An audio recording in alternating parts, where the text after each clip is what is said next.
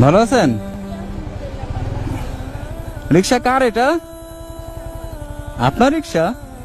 মানে বুঝলাম না। আপনি রিক্সা চালান? তো এখানে বসে আছেন কেন? ট্রিপ নেই এই কারণে বসে আছেন? আপনি রিক্সা চালান, ওকে?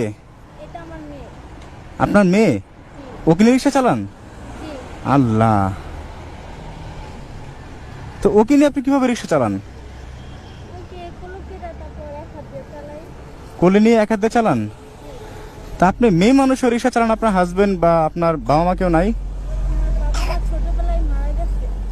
বাবা মা ছোটবেলায় মারা গেছে, হাজবেন্ড নাই? হাজবেন্ড ছেড়ে চলে গেছে? আল্লাহ,